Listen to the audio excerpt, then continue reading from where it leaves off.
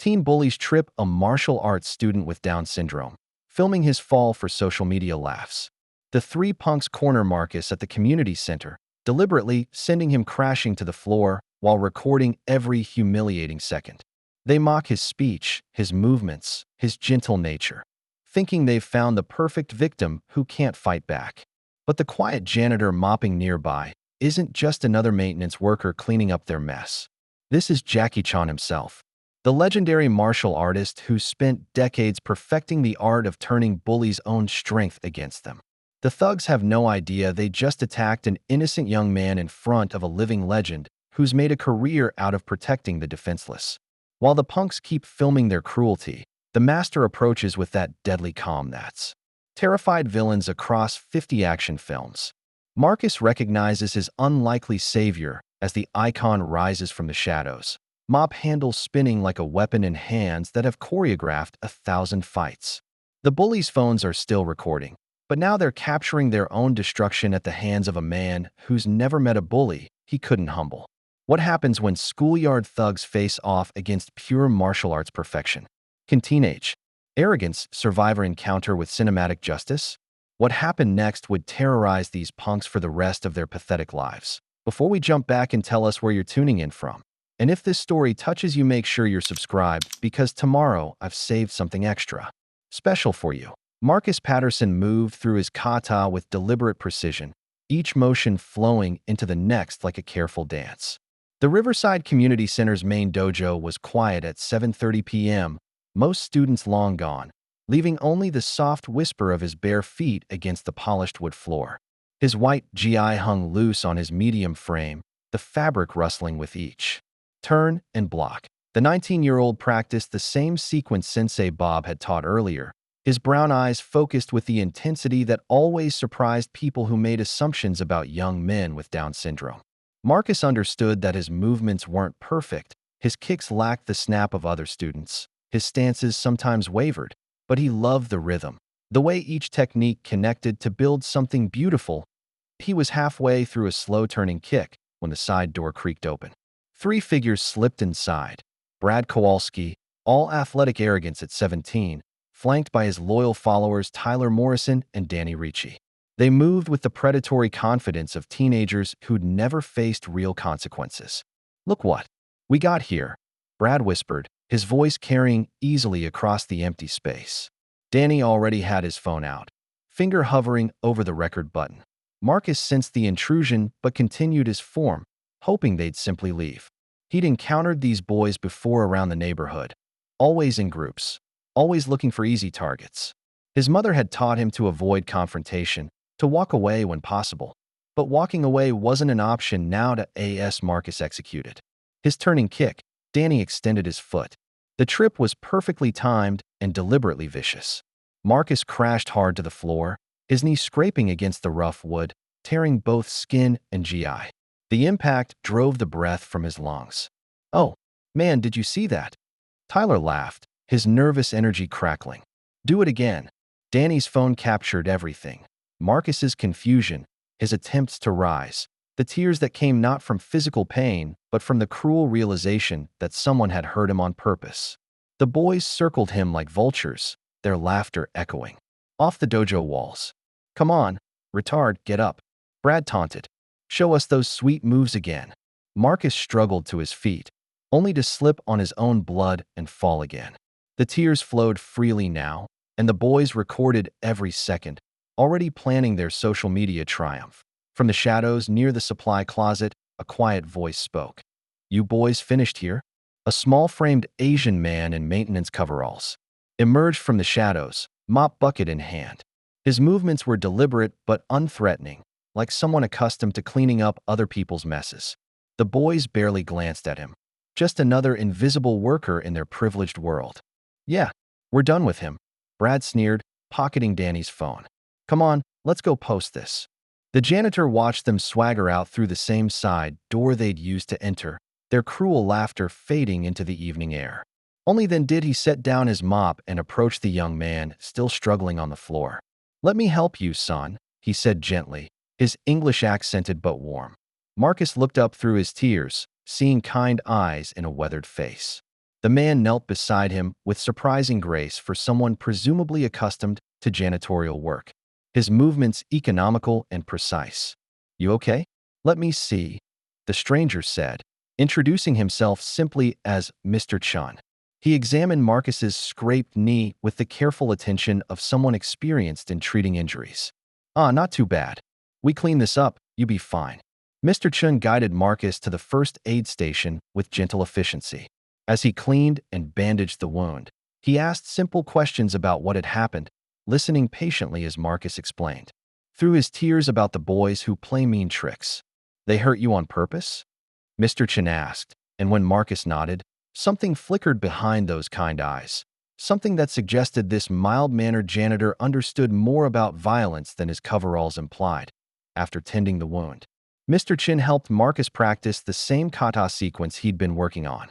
But now something was different, with subtle adjustments. Keep elbow a little closer to body, like this. The techniques felt more balanced, more powerful. "How you know so much about karate?" Marcus asked, amazed at the improvement in his form.mr. Chin smiled mysteriously. "Long time ago, different life. Now I just clean floors and sometimes help with kicks." As they finished, headlights swept across the dojo windows. "That's my mom," Marcus said, recognizing the familiar CAR.mr. Chin walked him to the front door, where Linda Patterson waited, exhaustion evident in her nurse's scrubs after a long hospital shift. The janitor explained briefly that Marcus had experienced a small accident, but was fine. "Thank you so much," Linda said warmly, her gratitude genuine. As their car disappeared into the night, Mr. Chun returned to his mop. Alone in the dojo, he began cleaning with movements that were anything but ordinary, spinning and maneuvering the handle with fluid precision before catching himself and returning to normal janitorial motions. Wednesday evening brought Marcus to the community center. Early, eager to practice the adjustments Mr. Chun had shown him. The dojo filled with its usual mix of students, seniors like Pete Kowalski, whose weathered hands spoke of both military service and hard labor, and retired teacher Margaret Rodriguez, whose sharp eyes missed nothing. At 6 o'clock sharp, sensei Bob Kellerman entered looking unusually tired. The 65-year-old martial artist had taught here for 15 years, building a community around traditional values and mutual respect. Tonight, worry lines creased his weathered face. "I have an announcement," Bob said, gathering the class. "I need emergency surgery tomorrow, gallbladder. I'll be out for several weeks." Disappointed murmurs rippled through the group. Many of these students had nowhere else to go, no other community that understood their needs. However, Bob continued, "I've arranged for a substitute instructor." He gestured toward the back of the room. "Mr. Chun has graciously agreed to help us out." The janitor from the previous evening stepped forward wearing a simple white GI that somehow transformed his entire presence. What had seemed humble now appeared quietly authoritative. He bowed respectfully to Bob and the class, the gesture precise and meaningful. Students exchanged confused glances. Pete Kowalski leaned forward, his military instincts noting something unusual about the way this maintenance worker carried himself. Mr. Chin began with basic warm-up exercises, his demonstration revealing extraordinary flexibility and control. When he moved into fundamental techniques, his form was flawless, every movement economical, powerful, and graceful. There was no wasted motion, no uncertainty. "Watch the breathing," he said simply, demonstrating how proper respiration enhanced every technique. His English was still accented, but his meaning was crystal clear through action. As the class progressed, skepticism transformed into amazement. Mr. Chun moved between students with intuitive understanding, offering corrections that instantly improved their techniques. When he reached Marcus, he spent extra time adjusting posture and balance, building on their work from the previous evening. The breakthrough came when Marcus successfully performed a basic blocking sequence he'd struggled with for months. The improvement was so dramatic that other students stopped to watch. Mr. Chun demonstrated advanced applications of the same techniques, his movements becoming increasingly impressive. At one point, he casually disarmed a practice weapon with a move so fluid and perfect that the entire class fell silent. "Where did you learn to move like that?" Maggie Rodriguez asked after class, curiosity evident in her teacher's voice. Mr. Chin deflected. with gentle humor. Long time ago, different life. Now I mop floors and sometimes help with kicks. His smile suggested depths they couldn't fathom. Thursday evening's class had grown. Word about the mysterious substitute had spread through the tight-knit community, drawing several new observers curious about the janitor who moved like a master. Mr. Chin seemed unfazed by the attention, focusing entirely on his students' development. He began with breathing exercises, explaining through demonstration how proper technique enhanced everything else. Marcus, paired with different students throughout the evening, showed remarkable improvement. Each success built his confidence while challenging him appropriately. Good stance, everything else follows, Mr. Chin told Marcus during a water break, adjusting his positioning with knowing hands. You have natural timing. Very important. The evening's revelation came during partner exercises. Marcus, working with Pete Kowalski, successfully executed a defensive sequence that had frustrated him for months. The movement was so smooth, so technically sound, that the entire class paused to observe. Mr. Chin demonstrated advanced applications of the same principles, his body flowing like water around imaginary attacks. When he casually disarmed a practice bow staff with a technique that seemed to defy physics, absolute silence filled the dojo. Jesus, someone whispered. The old maintenance worker's movements carried the unmistakable signature of someone who had spent decades perfecting his art. This wasn't learned from books or weekend seminars. This was mastery earned through years of dedication and real-world application. After class, as students filed out still buzzing with excitement, Marcus lingered to practice. Mr. Chun watched with growing interest, seeing potential that others might miss. Natural rhythm and timing that could be developed into something extraordinary. You like to learn more? He asked, approaching the young man. Marcus's eyes lit up. Really? You'd teach me special. You have good heart, Mr. Chin said simply. Good heart, strong foundation. Everything else we can build. As they worked together in the quiet dojo, refining Marcus's techniques with patient precision, neither noticed the figure watching from the parking lot. 3 shadows moved between cars, phones recording, planning their return. Brad Kowalski had seen enough. The retard was getting better, and that couldn't be allowed to continue. Tomorrow, they'd remind everyone exactly who controlled this neighborhood. The janitor and his student practiced on, unaware that their peaceful evening was about to become the calm before a storm that would test everything they believed about courage, community, and the true meaning of strength. Friday evening found Marcus staying after class for extra instruction, his enthusiasm infectious as he worked through defensive sequences with Mr. Chun. The dojo felt peaceful in the golden hour light, filtering through tall windows, a sanctuary where progress measured itself in small victories and growing confidence. The tranquility shattered when the side door burst open. Brad Kowalski swaggered in with Tyler and Danny flanking him, their predatory grins announcing malicious intent. Danny already had his phone ready, finger poised over record. Look, it's the retard and his janitor friend. Brad sneered, his voice echoing off the walls. They surrounded Marcus immediately, pushing him off balance, knocking him toward the practice mats. Their laughter was cruel, practiced, the sound of teenagers who'd never faced consequences for their cruelty. Come on, show us those sweet moves, Tyler taunted, shoving Marcus again. Mr. Chin stepped forward, positioning himself between the bullies and his student. His posture shifted subtly, less janitor, more protector. The change was almost imperceptible, but something in his stance suggested hidden depths. Boys should leave now, he said quietly.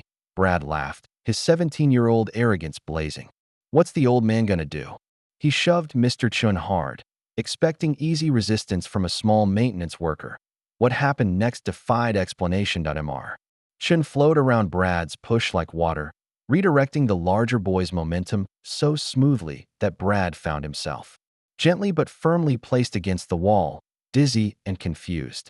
Tyler swung wildly, but the janitor ducked with impossible timing, rising in a movement that left the lanky teenager spinning helplessly. Danny charged forward, attempting a tackle that should have connected easily. Instead, he somehow found himself flipped and landing softly on a practice mat, staring at the ceiling in bewilderment. The entire sequence took perhaps 10 seconds and appeared almost accidental, as if the bullies had simply defeated themselves. Through their own clumsiness, from the equipment room doorway, Pete Kowalski emerged, drawn by the commotion. The old veteran's sharp eyes took in the scene. Three confused teenagers, one unruffled janitor, and Marcus standing safely behind his protector. Recognition dawned slowly across Pete's weathered features. "Those moves," he whispered, his voice filled with dawning amazement. That style. His military training had taught him to identify combat techniques, and what he'd just witnessed was unmistakable. "Jesus Christ," Pete breathed. "You're Jackie Chan." The silence that followed Pete's revelation was deafening. Brad and his crew stared in confusion, while Marcus's eyes widened with disbelief and joy. The legendary martial artist stood quietly, his cover blown by a veteran's trained eye. Jackie nodded reluctantly to Pete, then turned to Marcus with a warm smile that transformed his entire face.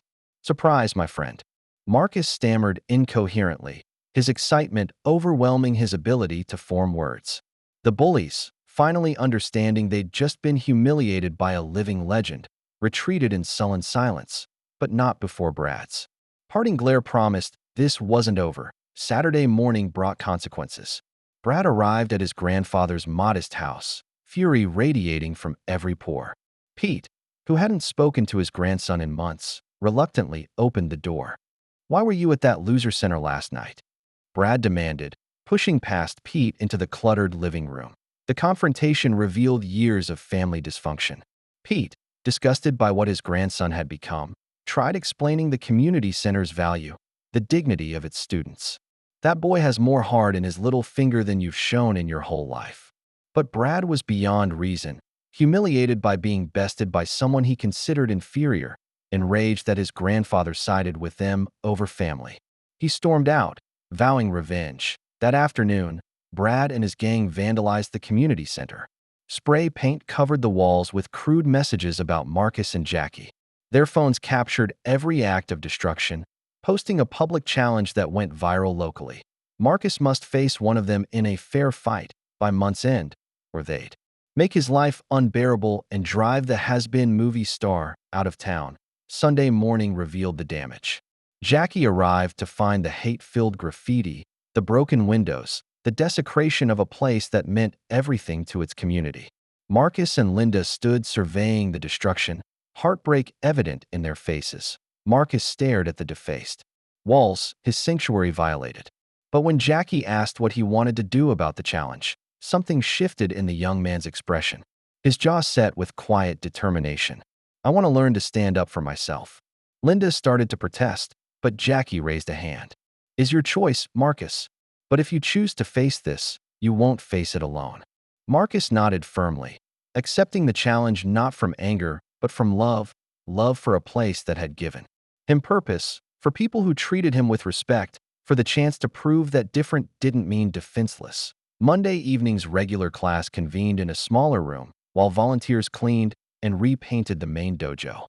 Jackie addressed the full group, explaining Marcus's decision and asking for community support. The response mixed worry with admiration. Some feared for Marcus's safety, others respected his courage. After regular class, intensive training began. Jackie assessed Marcus's natural abilities and limitations with a master's eye, then designed a completely customized fighting system. Instead of traditional techniques, he taught Marcus to use timing, leverage, and opponents' momentum against them. "Big guys like to rush," Jackie explained, demonstrating redirection rather than resistance. "They expect you to stand still and be target. Instead, you be like water, flow around their attacks." The training was physically demanding but broken into manageable segments that accommodated Marcus's learning style. Jackie used repetition, visual demonstration, and constant encouragement. Each session ended with Marcus successfully executing new techniques, building confidence alongside skill. Other community members rallied around them. Pete helped with equipment, his military experience valuable for strategic planning. Maggie provided nutritious snacks and moral support. Even younger students stayed after their own classes to cheer Marcus on. The breakthrough came after a week of intensive work. Marcus successfully demonstrated a complex defensive sequence to the gathered class, his movements flowing with newfound grace and power. Everyone applauded, but Marcus's smile came from something deeper, the knowledge that he belonged here, that he was part of something larger than himself. "You're not same person who fell down last week," Jackie told him privately. "That person was victim. This person is martial artist." Marcus understood the distinction. Training had transformed more than his physical abilities. It had awakened his spirit, his sense of self-worth, his understanding that strength came from within rather than from others' opinions. As they prepared to leave, Jackie noticed a car parked across the street, someone inside watching the building with obvious interest. His expression grew serious, recognizing professional surveillance. The challenge had attracted dangerous attention. Political forces were mobilizing against them, and Jackie realized their small victory was about to become their greatest vulnerability. The real fight was just beginning, and it wouldn't be won in a dojo. It would be fought in boardrooms and council chambers where different rules applied. Friday evening, 1 week before the deadline, marked Marcus's final preparation phase. Local news had discovered the story. Young man with Down syndrome accepts Bullies challenge, turning their small community struggle into a regional human interest phenomenon. Jackie arranged for Marcus to spar with various community members. During his last intensive session, Pete, drawing on Vietnam combat experience, tested Marcus's defensive reactions. Experienced students challenged his technique and timing. Each controlled encounter proved Marcus could handle himself against different fighting styles and personalities. His movements remained imperfect, but had become genuinely effective. More importantly, his confidence had transformed completely. The frightened young man who'd been tripped 2 weeks ago was gone, replaced by someone who carried himself with quiet dignity and purpose. Local media arrived for interviews. Marcus handled the attention remarkably well, speaking clearly about how the challenge had helped him grow stronger and more confident. His natural charisma shone through, making him an unlikely but compelling symbol of perseverance over adversity. "I'm not fighting because I'm angry," he told one reporter. "I'm fighting because I want to protect the people and place I love." The training session became celebration as Marcus demonstrated techniques that had seemed impossible for him just days earlier. The community buzzed with excitement and pride, their collective spirit lifted by witnessing such remarkable transformation. But as the festivities wound down and Marcus headed home with Linda, Pete approached Jackie with grave news that shattered their optimism. "We got problems," Pete said quietly. "My grandson's father is Richard Kowalski, city councilman. Word is, he's not happy about the media attention, especially with his boy looking like the villain on TV." Jackie's expression darkened. As Pete continued, "Rich is threatening to shut down the community center for unsafe activities unless you leave town before the challenge. Says unsupervised fighting creates liability issues." The surveillance car became clear. Councilman Kowalski had hired private investigators to find legal grounds for closure. Their victory celebration had provided ammunition for their enemies, and the adult corruption behind teenage bullying was finally revealing itself. Jackie stared across the parking lot, understanding that everything they'd accomplished was about to be used against them. The real enemy wasn't 3 teenage bullies. It was a system that protected the powerful and punished those who dared to fight back. Saturday morning brought 3 official cars to the community center parking lot.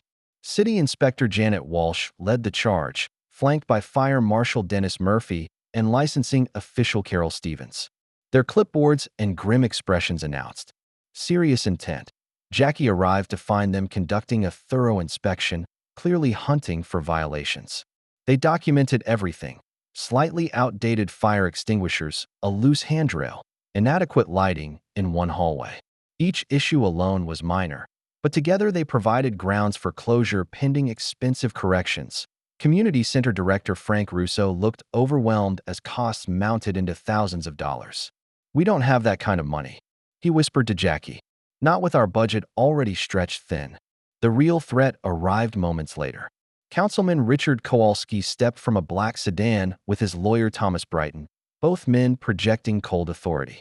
Kowalski was tall and well-dressed, his expensive suit marking him as someone accustomed to power. "Accidents happened during these exhibitions," Kowalski stated with calculated menace. "The city can't afford lawsuits when someone gets hurt. Insurance companies are very particular about liability these days." His meaning was crystal clear: leave voluntarily or face legal destruction. Jackie faced an impossible choice. stay and fight, risking the programs that served hundreds of seniors and at-risk youth throughout the year. Or leave quietly, abandoning Marcus to face the bullies alone. That evening's emergency meeting packed the center's main hall. Community supporters filled every seat, their faces reflecting anger and helplessness against political manipulation. Jackie stood before them with heavy heart. "Center more important than one fight," he announced, his decision made. "I will leave town to protect what you built here." The room erupted in protests, but Jackie remained firm. As the meeting broke up in disappointment, Marcus approached him in the empty hallway. The young man had overheard everything, understanding the sacrifice being made on his behalf. "I'll fight them alone, Mr. Chan," Marcus said quietly. "I won't let you lose your home because of me." Jackie started to protest, but Marcus continued with determination that surprised them both. "You taught me to be strong. Now I need to be strong for everyone."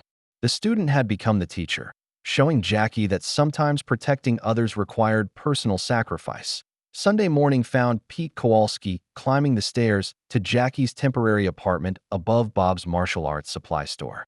The old veteran carried manila folders and barely contained rage, his military bearing more pronounced than usual.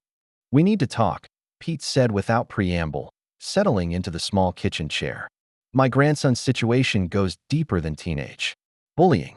He spread photographs and documents across the table like intelligence briefings from his army days. The evidence painted a disturbing picture. Brad had fallen in with junior members of a loose criminal organization systematically pressuring local businesses for protection money. The bullying incident was territorial marking, Pete explained, his shame evident.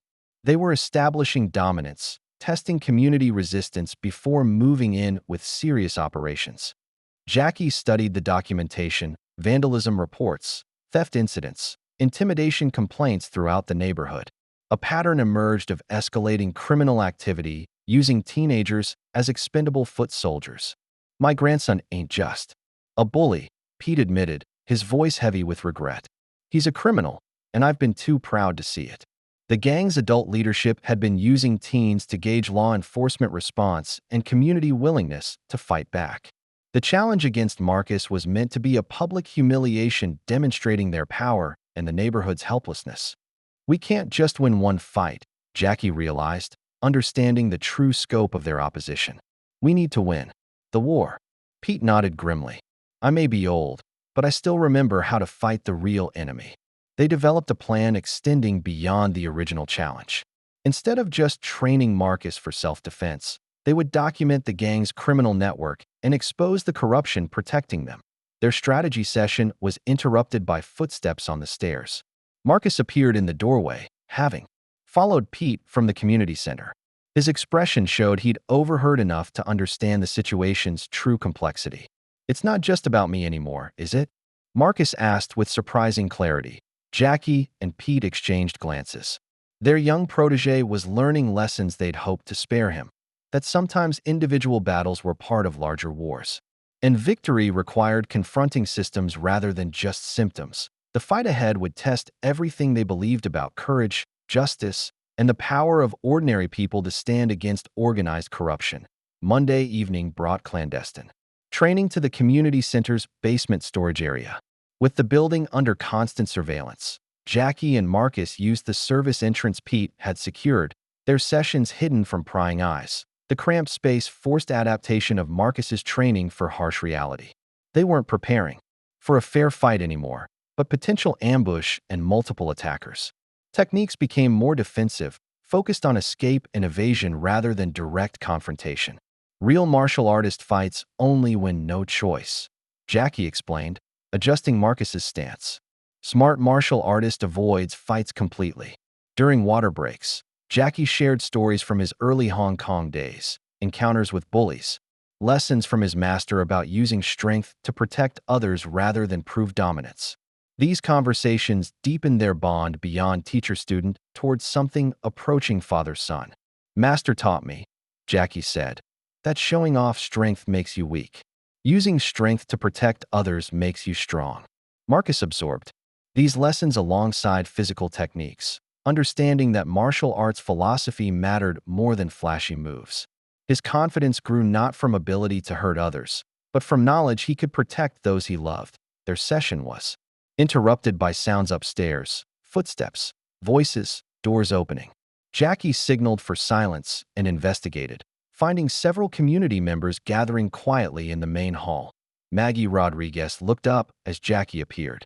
"We're forming security rotations," she explained matter-of-factly, taking turns watching the building, providing protection. Pete emerged from the equipment room with Frank and several other regulars. "You're not in this alone anymore," Maggie continued. "This place means something to all of us." Jackie felt overwhelming gratitude as he realized the challenge had awakened something powerful in the community, willingness to stand together against forces threatening their values and way of life. Marcus watched the adults organizing themselves with growing understanding. He'd become more than a bullying victim or martial arts student.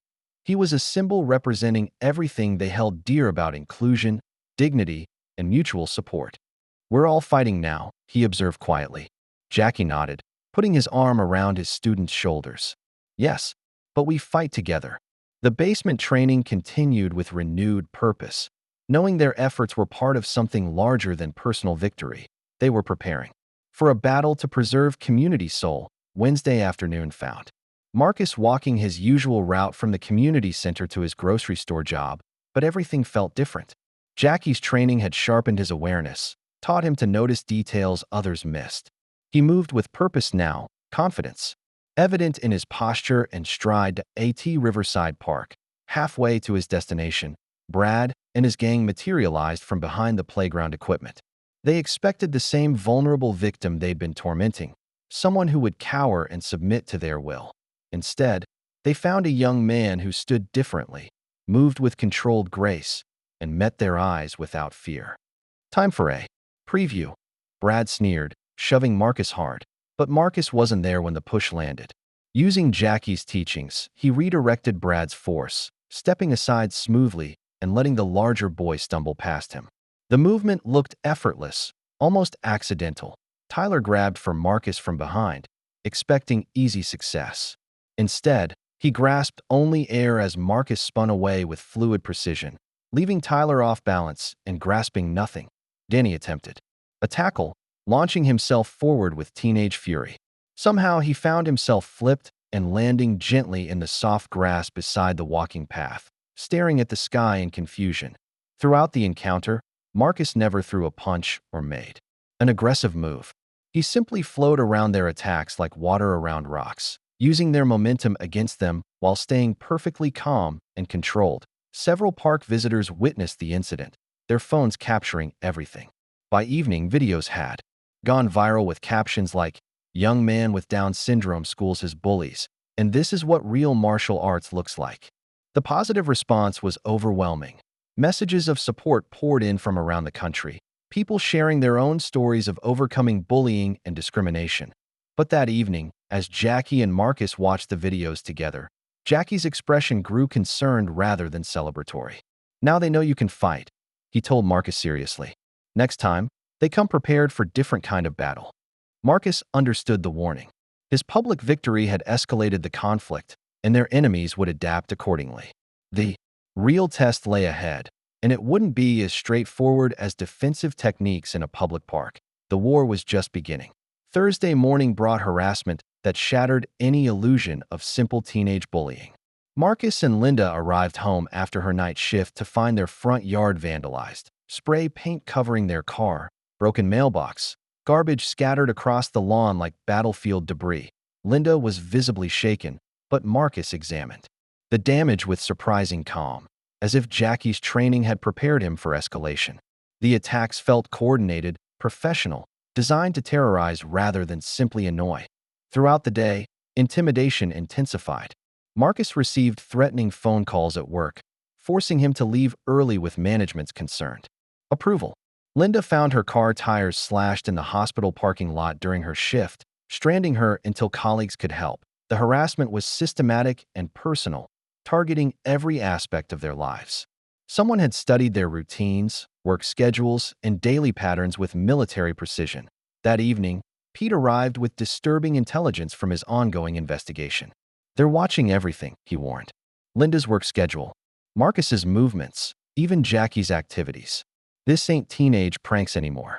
The situation reached crisis point when rocks crashed through their living room window that night, accompanied by a note promising worse violence if Marcus didn't withdraw from the challenge. The message was clear: submit or suffer. An emergency. Community meeting packed the center that night. Neighbors filled every seat, many sharing their own experiences with escalating harassment since supporting Marcus. The pattern was unmistakable: organized intimidation designed to isolate and terrorize anyone standing against the criminal network. Jackie addressed the crowd, acknowledging the danger and offering to end everything by leaving town immediately. His voice carried the weight of someone prepared for personal sacrifice to protect others. Before he could continue, Marcus stood up. The young man who'd once been too frightened to defend himself now faced a room full of adults with quiet determination. "These people want us to be afraid," Marcus said, his words clear despite lingering speech difficulties. "They want us to give up everything we care about because we're different or not as strong as them. But Mr. Chan taught me that being strong isn't about fighting. It's about protecting what matters." His simple statement galvanized the room. One by one, community members stood to show solidarity. The decision was unanimous. They would stand with Marcus and Jackie regardless of consequences. The challenge would proceed as scheduled, but now with full neighborhood protection. Friday evening, one day before the scheduled confrontation, found the community center buzzing with final preparations. Volunteers decorated the main hall, while others organized security and refreshments. The atmosphere mixed excitement with underlying tension. Jackie noticed several unfamiliar faces among the supporters, people claiming enthusiasm but seeming more interested in observing than helping. His instincts, honed by decades of reading people and situations, triggered warning bells. Pete's military reconnaissance confirmed Jackie's suspicions. Hidden cameras had been positioned throughout the building, their placement suggesting professional installation. Several supporters carried recording equipment, their behavior indicating coordination rather than spontaneous enthusiasm. "It's a trap," Pete reported quietly. "Sophisticated one, too." The gang's strategy was brilliant in its cynicism. They intended to provoke Jackie into fighting minors on camera, then use the footage for devastating legal action. Councilman Kowalski had arranged for emergency responders to arrive at precisely the right moment to discover Jackie assaulting teenagers. The plan would simultaneously destroy Jackie's reputation, provide grounds for massive lawsuits against both him and the community center, and establish the gang's dominance over the neighborhood. Any physical intervention by Jackie would play directly into their hands. "Tomorrow, they want me to be movie star Jackie Chan who fights his way out of trouble," Jackie explained to Marcus and the core supporters in the basement. "Instead, I must be teacher who trusts his student." He outlined a strategy placing all responsibility on Marcus while minimizing his own involvement. The plan required Marcus to handle everything himself, with Jackie remaining strictly in an observational role. Marcus listened with growing understanding. "You want me to handle this myself?" Jackie nodded gravely. "You're ready. Question is, are you willing?" The weight of leadership settled on Marcus's shoulders like a heavy cloak. Tomorrow's confrontation wasn't just about proving he could defend himself. It was about proving he could protect his entire community from forces trying to destroy their way of life. Marcus accepted the responsibility without hesitation. "I'm willing."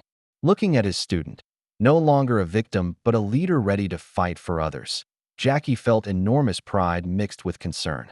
Everything they'd worked for would be tested in the next 24 hours, victory or defeat.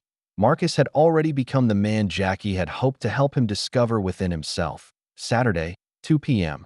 The community center's main hall had been cleared for confrontation, with protective circles of supporters surrounding the designated area. Marcus arrived early, warming up with meditation and breathing exercises Jackie had taught him. He moved with quiet confidence, no longer the frightened young man who'd been tripped 2 weeks ago. Brad arrived with Tyler and Danny, plus several older gang members who hadn't been part of the original incident. They clearly expected to face Jackie in addition to Marcus, surprise flickering across their faces when Jackie remained seated with other observers, hands folded calmly in his lap. "What's wrong, movie star?" Brad taunted. Too scared to fight kids? Jackie's expression never changed. This was Marcus's moment. The confrontation began with Brad attempting verbal intimidation, using cruel language about Marcus's disability and appearance. Marcus didn't respond to the taunts, maintaining the calm focus Jackie had drilled into him through hours of training. When Brad finally attacked, Marcus demonstrated the full extent of his development, flowing around punches like water, redirecting tackles with perfect timing, maintaining defensive positioning that neutralized every assault. His movements carried newfound grace and power earned through dedication and proper instruction. But Marcus showed intelligence beyond physical skills. He noticed the hidden cameras positioned around the room, recognized the setup designed to trap Jackie. In a moment of brilliant tactical thinking, Marcus began moving the fight toward the recording equipment, positioning himself so his defensive movements were clearly visible while his attacker's aggressive intentions were unmistakably documented. The hidden cameras, intended to frame Jackie, instead captured everything the gang didn't want recorded: their coordinated assault, their criminal behavior, their systematic harassment of a young man with disabilities. Marcus was winning on every level: physically, legally, and morally. The community watched in amazement as their symbol of vulnerability transformed into a beacon of strength and intelligence. Victory seemed assured when disaster struck without warning. The gang's backup plan activated catastrophically. Equipment, rigged to fall and create evidence of Jackie's involvement, malfunctioned. Instead of hitting Jackie as intended, a heavy light fixture broke loose and crashed toward the crowd of elderly spectators. Marcus abandoned his defensive position instantly, pushing several community members out of harm's way and placing himself directly under the falling equipment. The sickening crash of metal against flesh silenced the hall. Marcus lay unconscious, bleeding from a severe head wound, while the light fixture's twisted remains surrounded him like metallic claws. Jackie rushed to his student's side, his careful non-involvement forgotten in the face of medical emergency. Chaos erupted. Linda's nursing training took over as she stabilized Marcus until paramedics arrived, her hands steady despite the terror. In her eyes, community members confronted gang members with righteous fury, several having to be physically restrained from violence. "Call 911. Someone screamed, though multiple calls were already being placed. The irony was devastating. The cameras planted to entrap Jackie had instead recorded the gang's criminal conspiracy in perfect detail. Equipment rigged to create false evidence had caused genuine injury, providing prosecutors with attempted assault charges that could destroy the entire network. But in the chaos, most evidence disappeared. Memory cards vanished, cameras were mysteriously damaged, and crucial footage somehow became corrupted. Councilman Kowalski's influence worked swiftly to control the narrative. At the hospital, doctors revealed Marcus had suffered severe concussion and possible internal injuries requiring immediate surgery. As Marcus fought for his life, the investigation into the accident stalled against political interference and missing evidence. 3 days passed in agonizing uncertainty.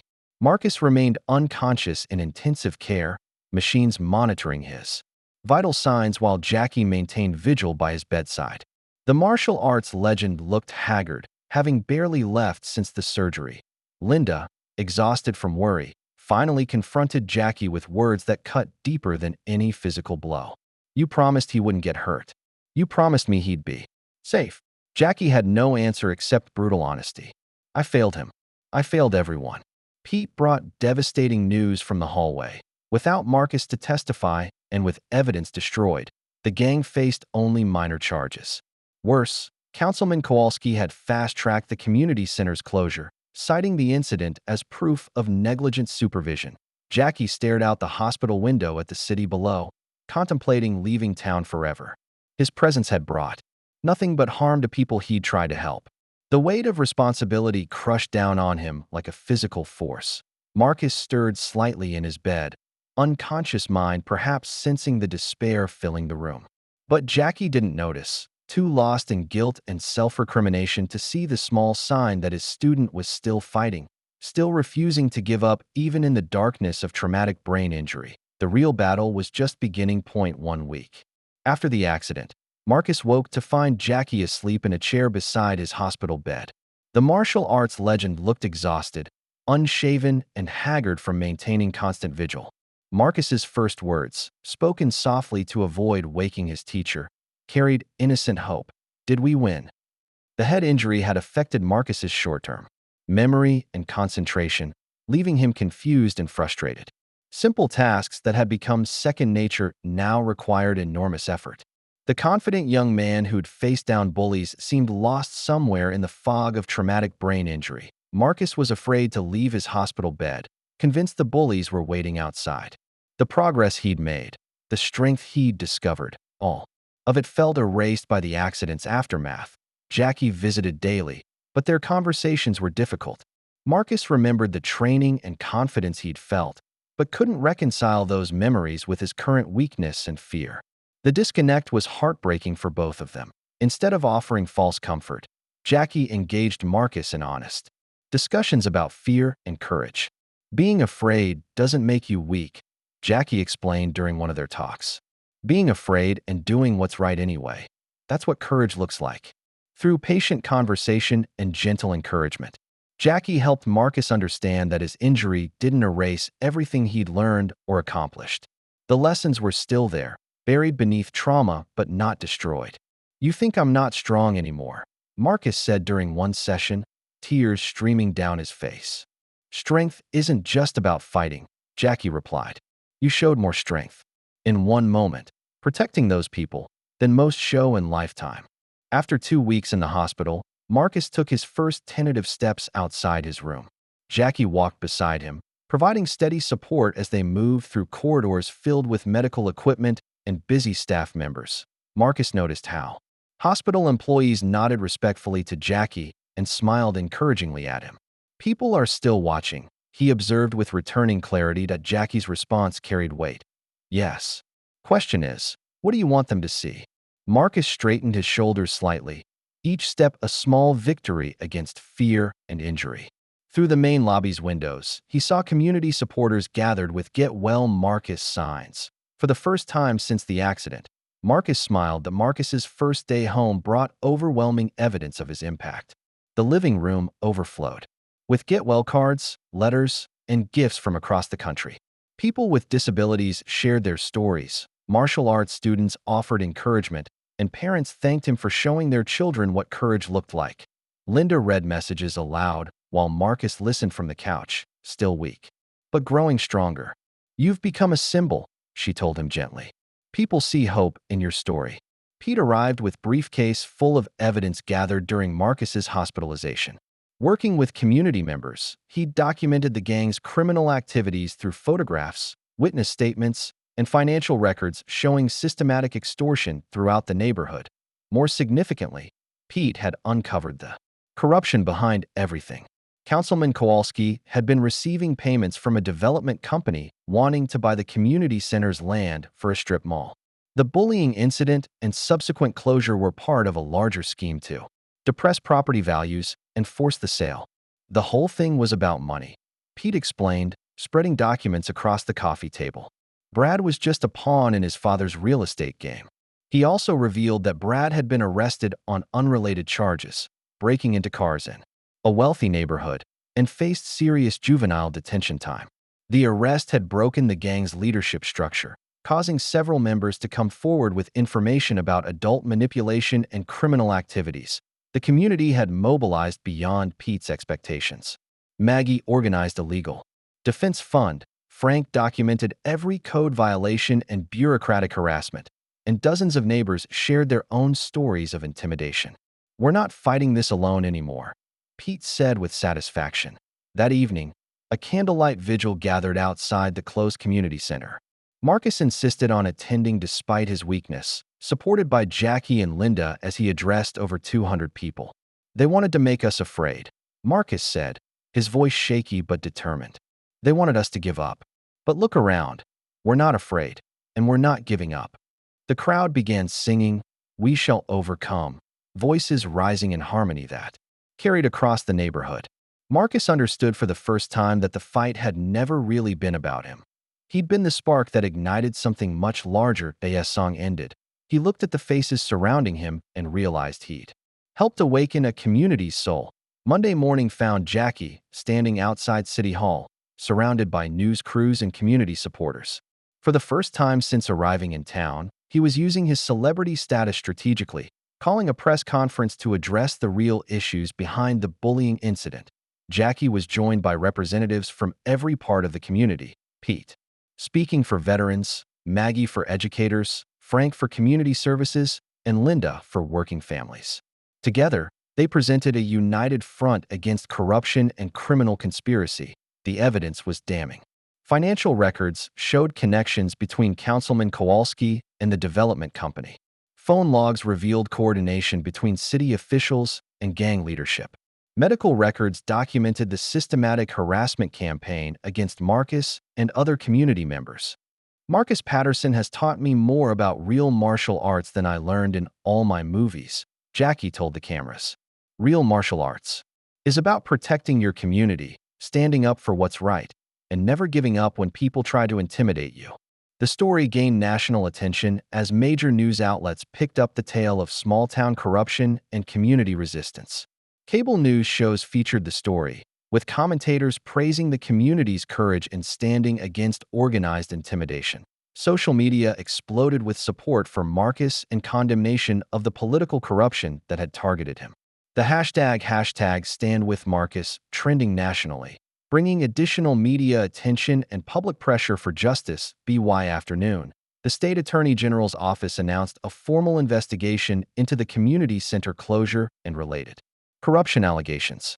FBI agents arrived to examine financial records and interview witnesses about the criminal conspiracy. The press conference ended with Jackie making a personal announcement.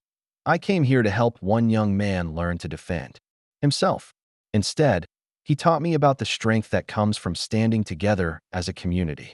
As the crowd dispersed, Marcus approached Jackie with a request that showed how much he'd grown. "I want to testify at the hearing," he said clearly. "I want to tell them what really happened." Jackie studied his student's face, seeing determination that hadn't been there before his injury. The trauma had taken much, but it had also revealed an inner strength that no accident could touch. "Are you sure you're ready for that kind of pressure?" Jackie asked. Marcus nodded without hesitation. "You taught me that courage isn't about not being afraid. I'm afraid, but I'm ready." The day of the public hearing arrived with City Hall chambers packed beyond capacity. Community supporters filled every seat while media representatives lined the walls, their cameras focused on the witness table where Marcus would soon sit. He wore his best clothes, a simple button-down shirt and slacks that Linda had pressed carefully that morning. Despite lingering effects from his head injury, Marcus looked composed and determined as he approached the microphone. His testimony became the emotional centerpiece of the hearing.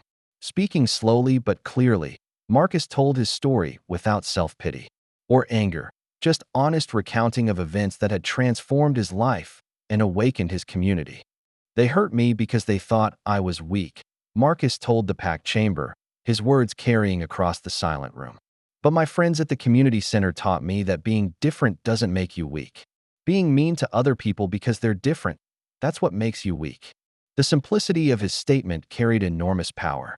In the audience, several people wiped away tears as Marcus continued, describing how the community had rallied around him, how Jackie had taught him not just to fight, but to protect others, how even his injury had shown him the strength that comes from sacrifice. His testimony was followed by other community members sharing their stories.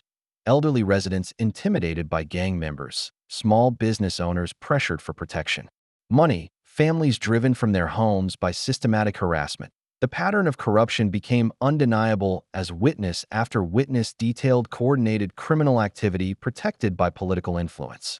Councilman Kowalski sat uncomfortably in the audience, his lawyer whispering urgent advice as evidence mounted against his client. After several hours of testimony, the state investigator asked Marcus if he had anything else to add.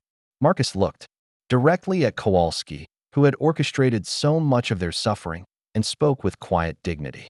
"I forgive the boys who hurt me," he said simply. "They were just doing what the adults taught them. But the adults should know better." The statement hung in the silent chamber like a benediction. As Marcus stepped down from the witness stand, the entire community rose in spontaneous applause that continued for several minutes. Jackie watched from the back of the room, tears in his eyes, as he realized his student had become the teacher, not just of martial arts, but of grace, forgiveness, and moral courage. 2 days after the hearing, Pete sat in his living room surrounded by boxes of evidence, working with FBI investigators who had taken over the case. The federal agents treated the old veteran with respect, recognizing his military precision in documenting criminal activities. The investigation revealed that the gang's own social media obsession had provided prosecutors with an airtight case. Videos posted to humiliate Marcus instead showed clear evidence of assault, conspiracy, and systematic intimidation. Phone records revealed coordination between adult gang leaders and Councilman Kowalski's office. Financial records exposed payments from the development company to various city officials. Brad Kowalski, facing serious charges as an adult due to his age and the severity of his crimes, had agreed to cooperate with prosecutors. His testimony exposed the full scope of the criminal network and his father's involvement in using teenagers as expendable soldiers in a larger corruption scheme. "The kid's finally telling the truth," one FBI agent told Pete. Says his father promised him protection if he helped intimidate the community center supporters. Pete felt conflicted emotions, shame over his grandson's actions mixed with hope that consequences might finally teach Brad the lessons his family had failed to provide. That afternoon, Marcus visited Pete at his home, finding the old veteran surrounded by legal documents and investigative reports. The contrast was striking, a young man with Down syndrome offering comfort to a decorated war hero drowning in family shame. "I'm sorry about Brad," Marcus said gently, settling into the chair beside Pete's couch. Pete looked up with tired eyes. "I failed that boy, Marcus. Didn't teach him right from wrong when it mattered." Marcus considered this with the wisdom he'd gained through his ordeal. "You're teaching him now," he replied simply. "That's what courage looks like, fixing your mistakes even when it's hard." The conversation between them became a moment of mutual healing. Pete, who had carried the burden of his grandson's crimes alone, found solace in Marcus's gentle understanding. Marcus, still recovering from his injury, discovered strength in offering comfort to others. "You think he can change?" Pete asked hopefully. Marcus nodded with certainty. "Everyone deserves a second chance, but they have to earn it." Pete understood that his grandson's redemption, like Marcus's journey, was possible if the right lessons were finally learned. 3 weeks later, Marcus returned to the community center. For the first time since his injury, the building had been cleaned and repaired with donations from supporters nationwide. A banner reading, "Welcome Home, Marcus," hung in the main hall. But what moved him most were the smaller changes: new equipment, fresh paint, and most importantly, the faces of people who had never stopped believing in what this place represented. The real confrontation occurred not in a fight, but in a conversation that would have seemed impossible weeks earlier. Brad Kowalski, released on bail pending sentencing, arrived at the community center to make a personal apology to Marcus. The meeting was arranged by Pete and supervised by their respective lawyers, but it became something more meaningful than a legal formality. Brad, stripped of his gang affiliations and facing the consequences of his actions, was revealed as a confused and insecure teenager who had used bullying to feel powerful. His apology was awkward but genuine. "I don't know why I did those things to you," Brad admitted, unable to meet Marcus's eyes. "I guess I thought hurting someone weaker would make me stronger." Marcus's response showed the wisdom he'd gained through suffering and recovery. "Hurting people never makes anyone stronger," he said simply. "It just makes everyone weaker." The conversation continued with Brad asking how Marcus had found the courage to stand up to him. Marcus's answer revealed the depth of his transformation. "I had good teachers, and I was protecting my friends." As they talked, Brad began to understand what he had tried to destroy: not just a building or a program, but a community built on inclusion, respect, and mutual support. The realization seemed to physically pain him. "Can I ask you something?" Brad said finally. "Why don't you hate me?" Marcus considered the question seriously. "Hating you would hurt me more than it would hurt you," he replied. "Mr. Chan taught me that carrying anger makes you weak." The awkward reconciliation ended with Brad asking if he could sometime visit the community center to see what he had tried to destroy. Marcus looked to Jackie, who nodded approval. "Everyone deserves a second chance," Marcus told Brad, "but you have to earn it." As Brad left, Jackie put his arm around Marcus's shoulder. That was real martial arts, my friend. You defeated your enemy by making him your student. Marcus understood that the greatest victory wasn't winning a fight, but transforming conflict into growth for everyone involved. 6 months later, the community center had not only survived but flourished. New funding and support had expanded. Programs, creating opportunities that reached far beyond martial arts training. Marcus stood in front of a beginner's class, wearing an instructor's uniform and teaching basic techniques to students with various disabilities. His teaching style blended Jackie's methods with his own understanding of learning differences. He showed infinite patience with students who struggled, remembering his own journey from victim to victor. The class included several reformed gang members completing community service, including Tyler Morrison, who had discovered through mandatory counseling that his bullying behavior stemmed from his own family problems and feelings of powerlessness. Remember, Marcus told his students, martial arts isn't about fighting. It's about finding your own strength and using it to help others. The community center had become a model for other cities facing similar challenges. Visitors arrived regularly to learn about their conflict resolution and community building programs. Jackie continued as head instructor, but spent much of his time traveling to help other communities, sharing the lessons learned in their small town.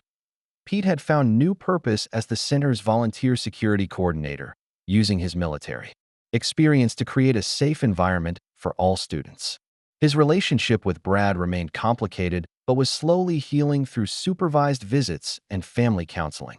After class, Marcus found a quiet moment to practice alone in the dojo, going through the same kata sequence he'd been working on when everything began. His movements were now fluid and confident, but more importantly, they were infused with purpose and understanding. Jackie entered quietly and watched from the doorway, smiling with pride at his student's transformation. "You remember first day? You practiced this?" Jackie asked. Marcus nodded thoughtfully. "I was just moving my body. Now I understand I was training my spirit." They practiced together in comfortable silence. Teacher and student now equals in their understanding of what martial arts truly meant. Their movements synchronized perfectly, reflecting the deep bond forged through shared struggle and mutual respect. The lesson was complete, but the learning would continue forever. 1 year after the original incident, Jackie returned from a 3-month trip helping communities in other states to find the Riverside Community Center bustling with annual Community Day activities. Banners announced demonstrations, workshops, and celebrations throughout the building. The event showcased everything they had accomplished together. Marcus demonstrated advanced techniques with students of all ages and abilities, his confidence and skill inspiring everyone who watched. Brad Kowalski, having completed his sentence in community service, worked as a volunteer helping set up equipment. His relationship with Marcus had evolved into genuine friendship based on mutual respect and shared understanding of redemption. Pete gave tours to visiting community leaders who wanted to learn about their program, his pride evident as he described the transformation that had occurred. Linda Patterson, elected to city council in a landslide victory that replaced the corrupt officials, spoke to media about the power of community organizing and grassroots democracy. The event received national coverage as an example of how communities could overcome division and corruption through unity and courage. When Jackie was invited to give the keynote address, he declined and asked Marcus to speak instead. Marcus addressed the crowd of over 500 people, telling the story of how a simple bullying incident had become a catalyst for positive change throughout their entire community. His speech was eloquent and moving, demonstrating intellectual and emotional growth that exceeded everyone's expectations.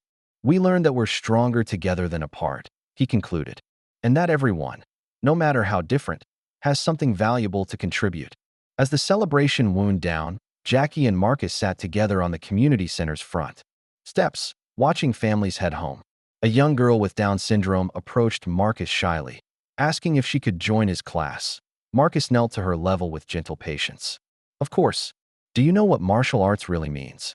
She shook her head curiously. "It means learning to be strong enough to protect the people you love." Marcus explained simply. Yes, the girl ran back to her parents excitedly. Jackie watched his former student with deep satisfaction. "You became the teacher I always hoped you could be," Jackie told Marcus. Marcus replied with wisdom earned through struggle. You didn't just teach me to fight. You taught me to help other people find their own strength." The sun set over their transformed community as they sat in comfortable silence. The lesson complete, but the learning never ending. If you like the story, please watch another story on our channel and subscribe to the channel.